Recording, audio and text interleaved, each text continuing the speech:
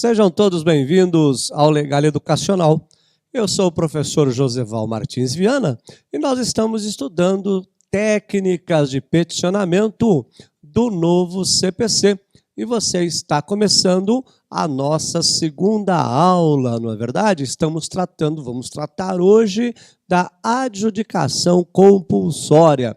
O que é mesmo a adjudicação compulsória? Quando nós falamos de adjudicação compulsória, estamos falando daquelas ações em que o vendedor vende a propriedade para o comprador e o vendedor, ao término do pagamento de todas as mensalidades ou ao término do pagamento daquele terreno, daquele bem imóvel, o vendedor se nega a transferir a escritura pública.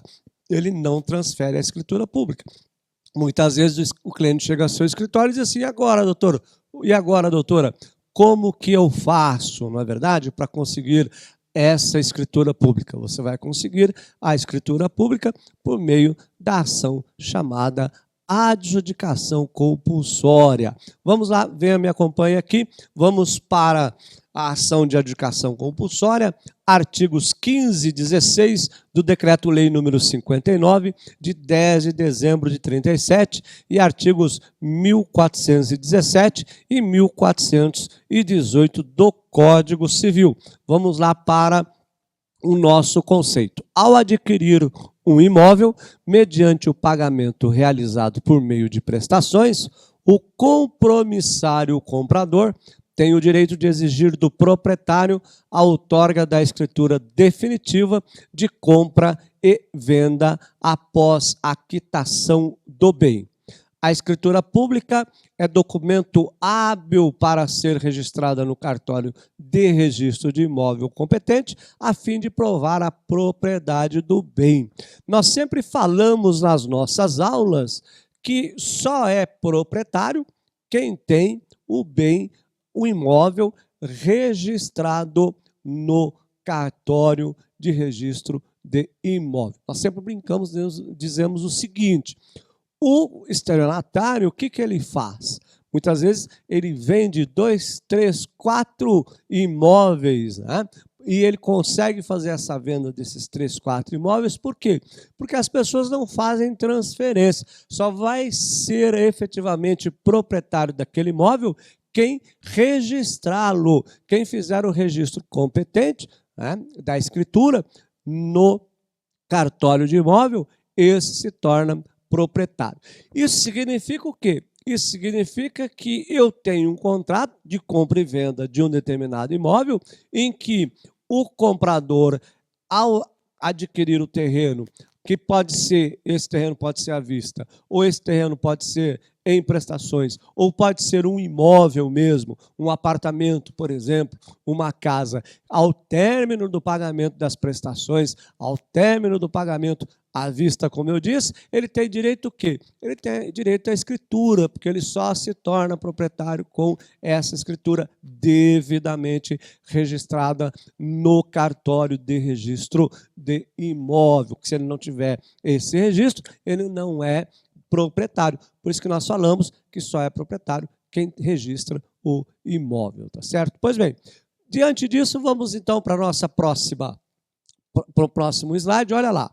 Se o vendedor do imóvel não quiser entregar a escritura pública, o adquirente poderá socorrer-se da ação de adjudicação compulsória a fim de que a propriedade do bem lhe seja transferido por força de ordem judicial.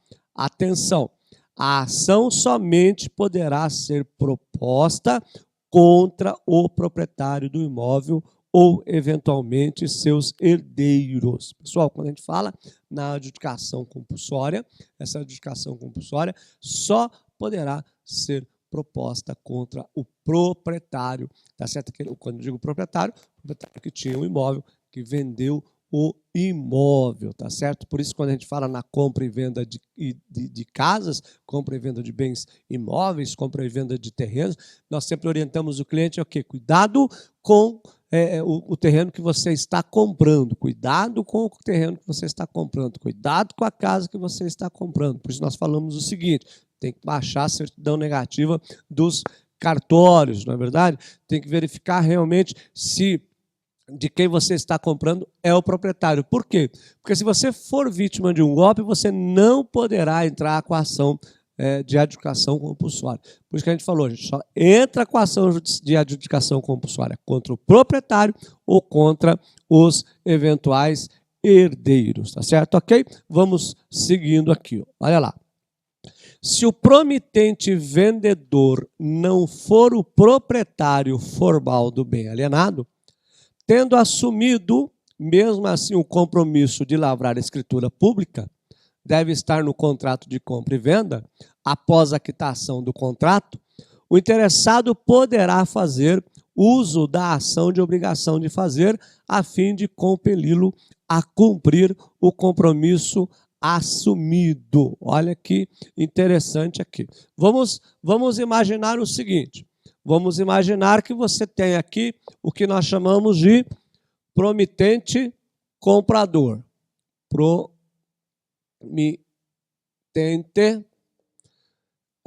não cumprimento o promitente comprador. Promitente vendedor. Promitente vendedor. Pois bem, quando nós falamos de promitente vendedor, vamos imaginar que o promitente vendedor seja diferente seja pessoa diferente do proprietário do imóvel, tá certo?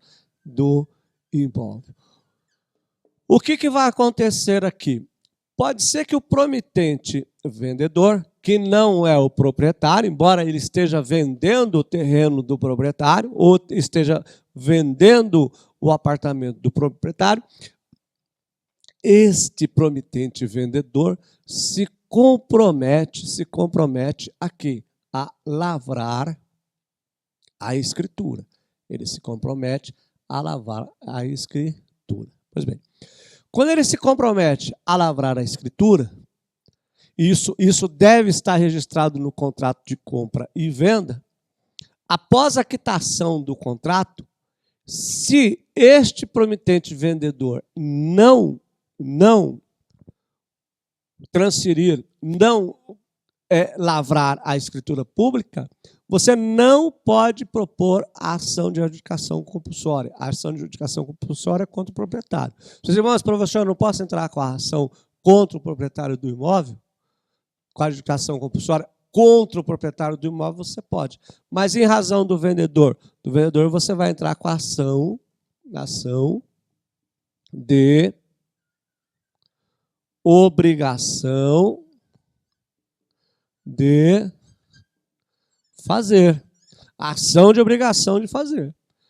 Só que a ação de obrigação de fazer é contra o promitente comprador. Qual que é a ideia?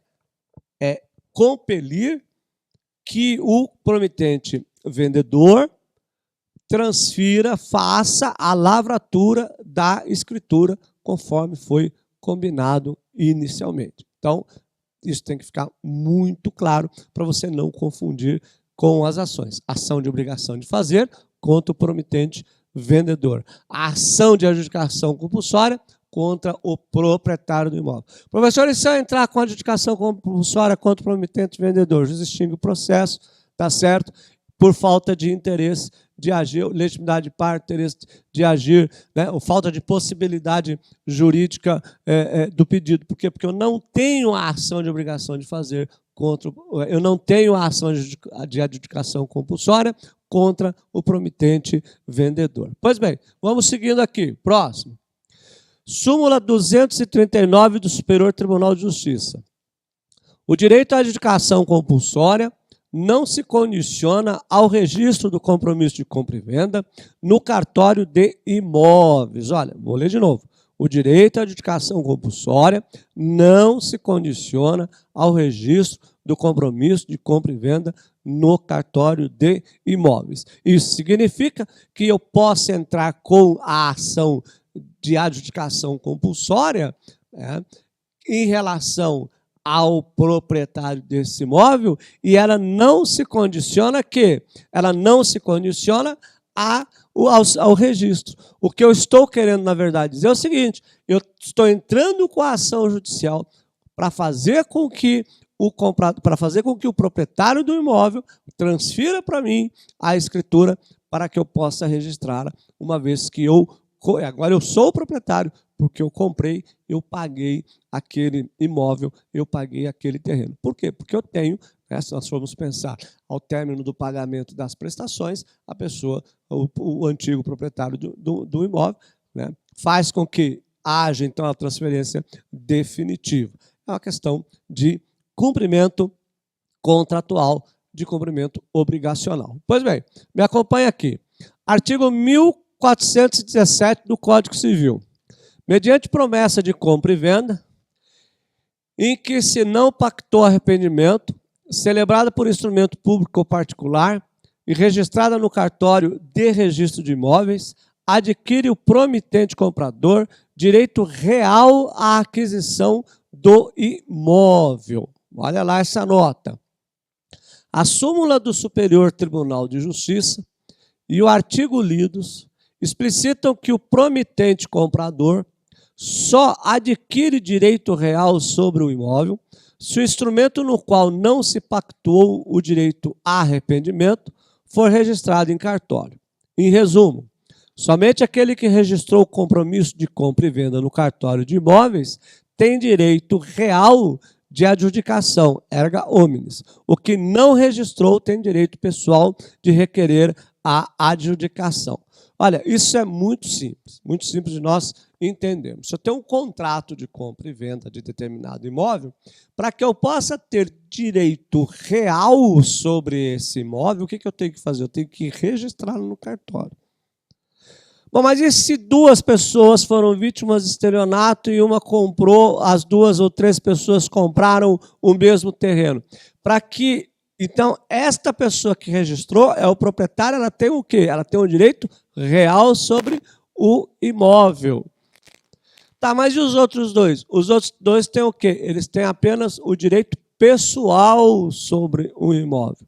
Vai haver uma discussão jurídica para saber quem é o proprietário, mas não é essa a questão da adjudicação compulsória. É só para a gente saber que aquele que registra o contrato no cartório, a escritura pública, ele tem o que nós chamamos de direito real.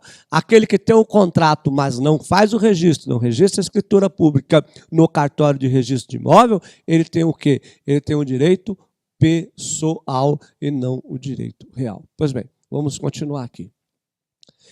Em ambos os casos, se o autor real for pessoa casada, far-se-á necessária a outorga marital ou uxória, nos termos do artigo 73, parágrafo 1º, inciso 1º do CPC, que dispõe o seguinte: o cônjuge necessitará do consentimento do outro para propor ação que verse sobre direito real imobiliário, salvo quando casados sob o regime de separação absoluta de bens.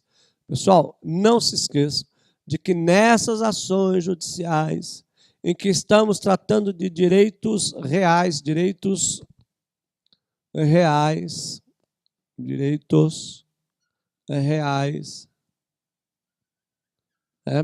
em que nós temos o quê? Bens imóveis. Eu preciso do que nós chamamos de outorga uxória. Eu escrevi aqui uxória. Não, outorga uxória. O que é essa outorga uxória? Outorga do marido, da mulher. Outorga daqueles que vivem em regime homoafetivo. Outorga daqueles que vivem em união estável. Tá certo? Isso tanto para o autor, tá? Então, na verdade, eu tenho aqui autores, cônjuges, ok? Se eu tenho autores e eu tenho cônjuges, eu estou diante de quê? Estou diante do litisconsórcio necessário. Litisconsórcio necessário. Olha a técnica da petição aparecendo aqui, ó. Litisconsórcio necessário. Se apenas o cônjuge se apenas o cônjuge propuser a ação de adjudicação compulsória, o juiz vai mandar complementar, vai determinar que ele complemente com o polo passivo, que é a esposa, que pode ser o esposo, inclusive na relação homoafetiva, inclusive na união estável. Ao propor a ação contra o réu, na verdade, não será réu, mas será réus, né? Será réus.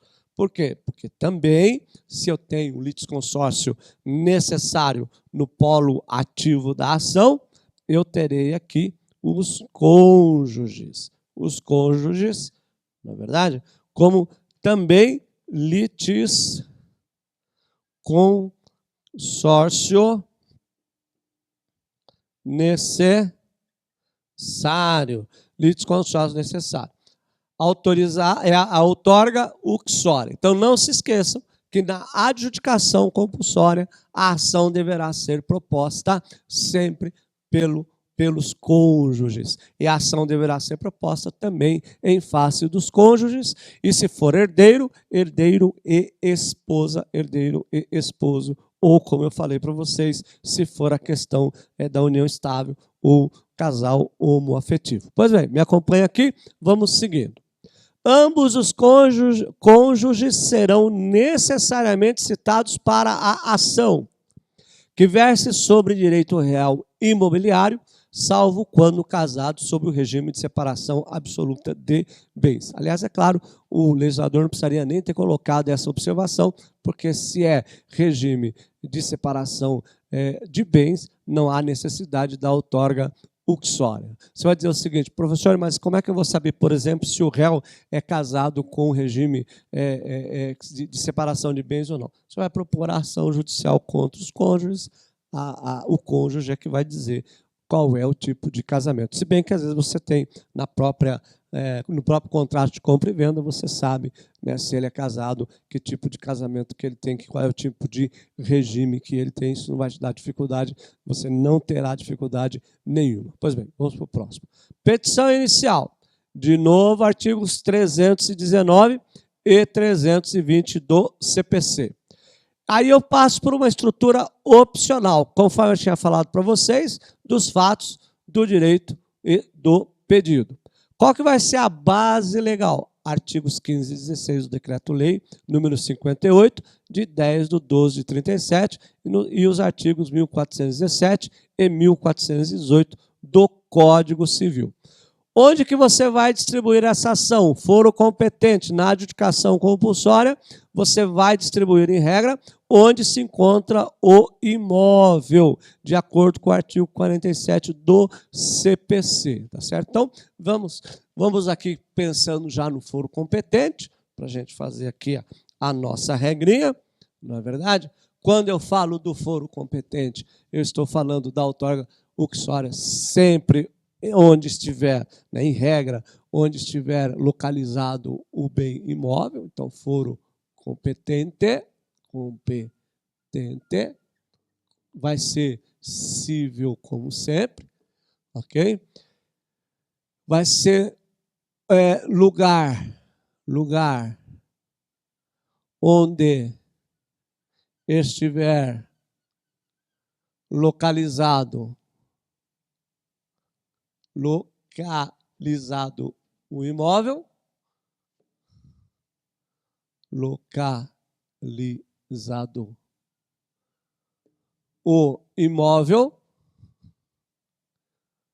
ok? E eu posso também, aí tem os artigos 319 e 320 do CPC, petição inicial 319, os documentos, e aí eu posso que opção, não se esqueça que aqui também cabe opção ou não, para audiência de conciliação ou mediação. Então, na adjudicação compulsória também, ou conciliação. Também é obrigado você, ou conciliação. Você é obrigado a propor, a indicar se você quer ou não audiência de conciliação ou mediação. Tá certo? Pois bem, vamos continuando lá.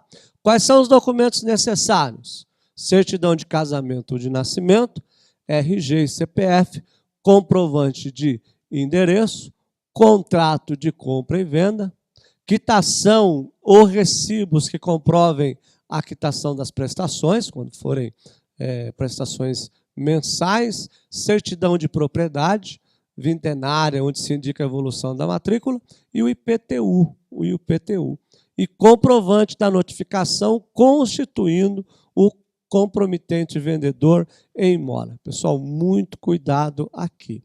Na adjudicação compulsória,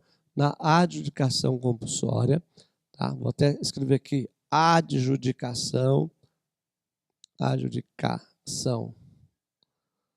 compulsória,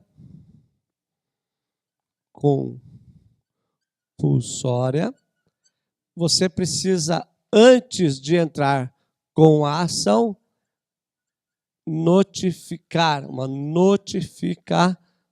Então, você tem que notificar os réus, ou o réu, né? Que nesse caso são o quê? São os vendedores ou o vendedor. Para fazer o quê? Para constituí-los em mora. Quando você então constituí-los em mora, você junta também como documento, ok? Vamos seguindo aqui, vamos lá. Qual é o valor da causa? Artigo 292, inciso 2º do CPC. Na ação de adjudicação compulsória, o valor da causa será equivalente ao valor do contrato que apoia o pedido devidamente atualizado.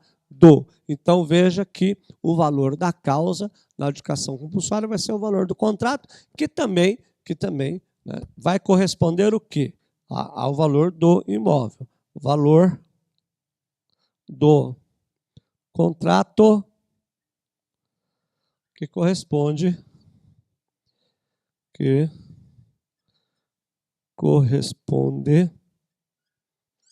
ao valor do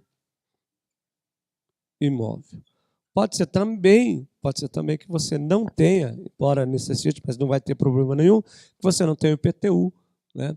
De repente você vai ter o IPTU porque você está pagando, então você está na posse direta do imóvel, e você pode também dar como valor da causa, tá? Como valor da causa,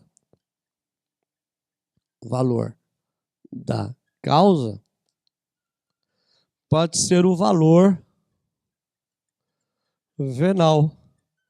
O que é esse valor venal? É aquele valor que consta do IPTU, tá certo? Que é o imposto de propriedade, né, de imóveis aí urbanos. Então, o IPTU você pode constar aí o valor da causa sem problema nenhum. Vamos para a estrutura, então, da petição inicial. Primeira coisa, eu sempre falo, exposição dos fatos. Olha lá. Indicar os fatos e fundamentos jurídicos do pedido, ou seja, contar o que aconteceu. Indicar a compra do imóvel, o valor, a forma de pagamento e a negativa da entrega da escritura pública. Fundamentação legal. Artigo 1417 e 1418 do Código Civil. Vai fazer uma citação jurisprudencial. Mas antes de eu continuar, deixa eu só fazer uma explicação para vocês. Aqui, embora você pode estar pensando o seguinte, professor, no primeiro módulo, quando nós estudamos a ação estimatória, você falou que eu tenho aplicação do Código Civil com a defesa do consumidor, que eu não posso misturar, certo? Na adjudicação compulsória, você pode misturar. Mas, professor, dá para chegar no acordo, ou não mistura, os códigos. Depende da ação. Na ação estimatória, ela tem essas duas possibilidades. Você propor a ação contra em relação àqueles que estão trabalhando, aqueles que estão sob a égide do Código Civil ou sob a égide do Código de Defesa do Consumidor. Você tem essa opção. Na adjudicação compulsória, tanto faz, ou seja, a adjudicação compulsória é uma ação judicial que você propõe em face ou contra a pessoa física ou a pessoa natural que vendeu o imóvel para você e que não é vendedor de imóvel, que é o vizinho, por exemplo, ou você pode propor a ação judicial de adjudicação compulsória contra a imobiliária. Ok? Não tem problema nenhum. Qual é a fundamentação, professor? É a mesma fundamentação. Aí você aplica as duas. Por isso que a hora que eu falei da fundamentação legal, você vai aplicar o artigo, né, do Código Civil e da lei específica. Então, voltando aqui, me acompanha aqui, olha lá. Artigo 1417 e 1408 do Código Civil. Você vai fazer uma citação jurisprudencial. Ah, uma outra coisa que eu já ia esquecendo. Quando você for fazer a sua citação jurisprudencial, não pegue, depois eu vou explicar por quê, não pegue jurisprudência do seu estado. Pegue jurisprudência de outro estado, de outro tribunal. Por quê? Se você ler o artigo 102 e o artigo 105 da Constituição Federal, você vai ver que as alíneas C dos artigos, quando falar em recurso especial, recurso extraordinário, um dos elementos essenciais ao recurso extraordinário, ou recurso especial é a divergência jurisprudencial de tribunais diferentes. Então, você não vai propor, não vai fazer citação jurisprudencial do seu estado, sempre de um outro estado, de um caso igual ou semelhante ao seu. Então, faça uma citação jurisprudencial. Pois bem, vamos para o próximo aqui. Então, fundamentação legal, artigos 1417 e 1418 do Código Civil, uma citação jurisprudencial, uma citação doutrinária. É sempre bom você citar um doutrinador clássico que seja especialista naquela determinada área. Que você vai fazer o pedido, olha lá o pedido ó, que você vai fazer. Isto posto, o autor requer a Vossa Excelência que o imóvel descrito e caracterizado na petição inicial seja adjudicado ao patrimônio dos autores, expedindo-se o competente mandado para o cartório de registro de imóveis desta comarca. Requer a Vossa Excelência que se digne de citar o réu, de acordo com o artigo 246, inciso 1º do CPC, para que, querendo, ofereça contestação no prazo legal, sob pena de sujeitar-se aos efeitos da revelia, uma vez que o autor não tem interesse na audiência de conciliação e mediação, nos termos do artigo 319, inciso 8º do CPC. Pois bem, vamos lá. Vamos passar agora para a nossa petição. Vamos para a nossa petição para saber como que ela vai, como que ela será elaborada. Ok? Então, vamos lá. Excelentíssimo senhor doutor juiz de direito da Vara Civil da comarca de tal lugar. O procedimento aqui é o mesmo. Olha lá. Você vai colocar aqui agora o nome completo, a nacionalidade, o estado civil ou união estável, portador da cédula de identidade número tal, devidamente inscrito no CPF número tal, e-mail tal, residente domiciliado, todo o endereço. Então, nome completo e a indicação da residência e do domicílio também. Qualificação completa e indicação da residência e do domicílio. Venho muito respeitosamente a presença de Vossa Excelência, com fundamento no artigo 16 do Decreto-Lei número 5837, propor a ação de adjudicação compulsória contra, aí vem de novo a qualificação, né, pelos motivos de fato e de direito abaixo articulados. Lá faz aquela modificação, aquela estrutura que eu sempre peço para vocês, dos fatos. O requerente formalizou no cartório de ofício, livro tal, folhas tais, na data tal, a escritura de promessa de compra e venda escrita no Registro Geral de Imóveis sob o número tal, livro tal, contratando de modo irrevogável a aquisição do bem caracterizado por... Aí você indica as características, confrontações e área do imóvel, tá certo? Cuja localização fica na rua tal, número tal, bairro tal, estado tal, negociado pelo valor de tantos, pagos nas condições e formas a seguir descritas. Aí você descreve qual é a forma e as condições do pagamento. Continuando. Os documentos em anexo provam que o requerente adimpliu todo o acordado, efetuando o pagamento de todos os valores negociados, não conseguindo, porém, de forma amigável, que o requerido cumprisse a sua parte, que é a transferência de propriedade mediante a competente escritura definitiva de compra e venda. Deixa eu já fazer uma observação de técnica de peticionamento. Se vocês olharem a nossa primeira aula, quando eu falei de ação estimatória, quando a gente fez a petição inicial, eu fiz numerando os parágrafos. Nessa segunda eu não fiz numerando os parágrafos. Por que isso? Porque eu tanto posso numerar quanto não. Qual que é sempre o conselho que eu dou para os meus alunos? Até porque eu já passei por essa experiência, como eu sou advogado, isso já aconteceu. Você vai para a audiência de instrução e julgamento, ou mesmo se você vai para uma audiência de conciliação, principalmente na audiência de instrução e julgamento, o juiz olha para você e fala, doutor, onde é que está esse pedido? Onde é que está essa indicação na petição inicial? Eu gosto de numerar por causa disso, porque eu falo assim, doutor, excelência, está lá no 12º parágrafo. Ele olha lá, já viu lá o 12º, sabe, né, onde vai localizar aquela determinada afirmação que eu fiz. Se eu não numero o parágrafo, eu corro o risco de ficar, está na página tal, é no 5º, 6º parágrafo, fica todo mundo contando. Então, convém enumerar. É uma conveniência de técnica processual, não é uma obrigação. Posso numerar ou deixo de numerar. Qual é o melhor? É você numerar. Pois bem, continuando aqui, vamos lá. Aí temos lá, os documentos em anexo, então, provam que o requerente adimpliu todo o acordado, efetuando o pagamento de todos os valores negociados, não conseguindo, porém, de forma amigável, que o requerido cumprisse a sua parte, que é a transferência de propriedade mediante a competente escritura definitiva de compra e venda. Diante da resistência do requerido, o requerente providenciou a sua notificação por intermédio do cartório de títulos e documentos, estando o documento referente a este ato em anexo, para que o requerido efetivasse a outorga da escritura do bem em tantos dias, tendo como consequência sua inércia à Constituição e mora, sujeitando-se a processo judicial. Como efeito da displicência pelo requerido, propõe o requerente a presente ação para obter a tutela jurisdicional, defendendo seus direitos. Olha, eu tenho que cumprir todos aqueles requisitos.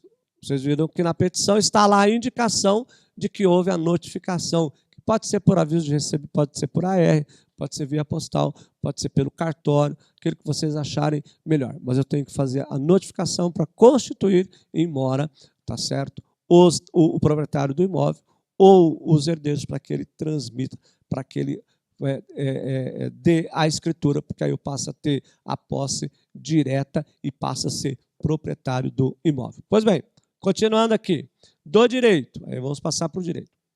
O direito do requerente está amparado pela legislação, precisamente nos artigos 15 e 16 do Decreto-Lei, número 58 de 1937, devendo assim o imóvel ser adjudicado pelo requerente. Dispõe o artigo 15 do Decreto-Lei, número 58 de 1937, que os compromissários têm o direito de antecipando ou ultimando o pagamento integral do preço, estando quites com os impostos e taxas, exigir a outorga da escritura de compra e venda. Nesse mesmo sentido, o artigo 16 do mesmo Decreto-Lei explicita que, recusando-se os comprometentes a outorgar a escritura definitiva, no caso do artigo 15, o compromissário poderá propor para o cumprimento da obrigação a ação de adjudicação compulsória que tomará o rito sumaríssimo. Pessoal, cuidado aqui, que embora o artigo 15 do Decreto-Lei dispõe que é o procedimento sumaríssimo, não existe mais o procedimento sumaríssimo. Você sabe que esse vai ser o quê? O procedimento comum, lá com base no artigo 318 do CPC, tá certo? Pois bem, continuando lá. A doutrina é pacífica sobre esse assunto e o jurista fulano de tal ensina que, aí você faz a sua citação. A jurisprudência também é pacífica no Tribunal de Justiça do Estado de. Você pesquisa aí e coloca a citação jurisprudencial para que você... Eu deixei aberto aqui para você fazer a pesquisa e citação como uma forma de exercício, né, a advocacia aqui, para você já ir treinando, fazendo aí a sua pesquisa. Como se pode observar, assiste direito ao requerente exigir do requerido a adjudicação do bem a favor do requerente. Aí vamos para o pedido. Diante de todo exposto, requer a citação do requerido para que compareça à audiência designada oportunamente por Vossa Excelência, a fim de que seja eventualmente realizada a autocomposição para pôr fim à demanda.